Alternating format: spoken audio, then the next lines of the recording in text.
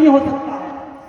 यदि होता तो उनके अंदर भी दर्द होता कि हमारे बहन बेटियों का इज्जत लूटा जाता है, हमारी बहन बेटी जो दरगाह होते हुए उसको जिंदा लटका दिया जाता है, या रोड में उस पर गाड़ी चढ़ा दिया जाता है। संध्या टोपनो नाम आप लोग सुने होंगे, 2000 रूपांतरिकी का नाम आप लोग सुने होंगे।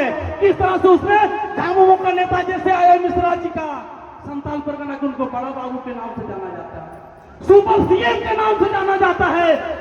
वोट देते समय आदिवासी पीएओ सलाहकार किसको रखेंगे? चौबे जी को, दुबे जी को, और हमको और आपको लगेंगे हेमंत बाबू का हमारा। हेमंत बाबू से ज्यादा हम और आप जिम्मेवार हैं। पिछले साल में जितने गलती किए थे हम और आप नहीं छूटे, और उनको हमको लगता है पिछली बार 20 से 22 सीट दिए थे, इस बार 27 सीट देने का काम किए। यही नतीजा है, हमको बार बार धरना प्रदर्शन करना पड़ता है, हमको भीख मांगना पड़ता है अपनी सरकारों से। आखिर हम कब जागेंगे? उस आंदोलन को दबाने के लिए क्या करते हैं? बीच में मुहैया योजना ले आए हैं। अरे कहने को तो हम इस देश के मालिक है, फिर हम क्यों 2500 रुपए के लिए लाइन में लगते हैं?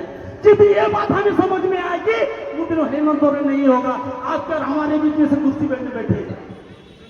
अरे आरक्षित सीट से मियाँ लोग बैठ जाता है और अपना आरक्षण लूट ले रहा है, लेकिन हम चुप हैं, इसलिए चुपे को झामुमो का नेता है।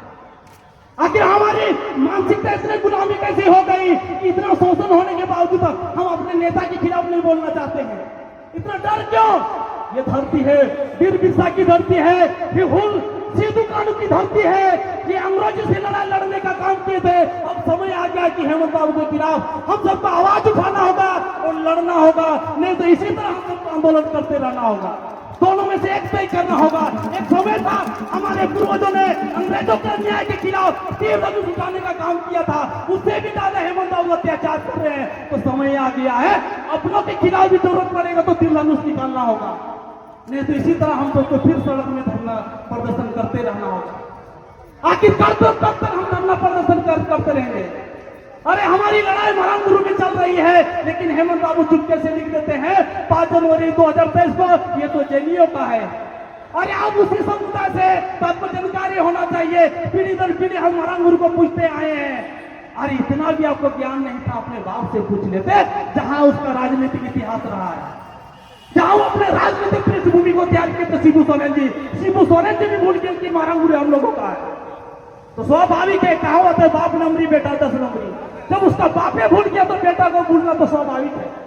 लेकिन हम तो सम्मान की बात करते हैं, हमारा समाज में व्यक्ति नहीं है, हमारे लिए समाज सर्वोपरि है। जब समाज ही नहीं रहेगा तो हम कहाँ रहेंगे? हमारा व्यवस्था ही नहीं रहेगा तो हम कहाँ रहेंगे? कहाँ से ये सोरेन रहेंगे, कहाँ से ये शिबू सोरेन रहेंगे? अरे कहने को तो हम बहुत आसानी से कह देते हैं हमारा सरकार है, अगुआ सरकार है। जब चिंतन और मंथन करने की बात आती है तो लगेगा कि ये तो बाबुओं की सरकार है। प्रत्येक राज्य में देखते हैं अतिक्रमण हो रहा है, हमारे मैया लोग जाती है झंडा लेके वहां अतिक्रमण मुक्त करने का काम करती है। यदि हमारा सरकार होती तो मैया लोगों को आंदोलन करने की क्या जरूरत पड़ती है? इससे दुर्भाग्य क्या हो सकता है? जिस राज्य का मुखिया आदिवासी हो उसके बाद वो सड़क पे जाके अतिक्रमण मुक्त करना पड़ता है। इससे दुर्भाग्य क्या हो सकता है? इतिहास में हम लोग पढ़े हैं, राष्ट्रीय स्तर पर भी चर्चा का विषय बना हुआ औरंगजेब, वो सत्ता के लिए अपने पिताजी को मार डाले थे। ये एक हमारे औरंगजेब है, झारखंड को औरंगजेब बोल सकते हैं हेमंत सोरेन को, जो सत्ता के लिए अपने लोगों को ही मार रहे हैं। धीरे धीरे हम लोगों को मार रहे हैं, दिमक की तरह खोखला कर रहे हैं, लेकिन हम लोग को पता नहीं चल रहा।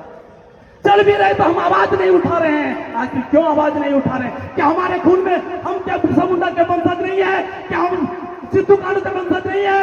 यदि है तो हमें नवनिर्माण के लिए, इस समाज को बचाने के लिए, माटी बेटी और रोटी को बचाने के लिए हमें फिर से उन्मूलन करना होगा। इस झारखंड को बचाना होगा और झारखंड वासियों को बचाना होगा, अन्यथा हम इसी तरह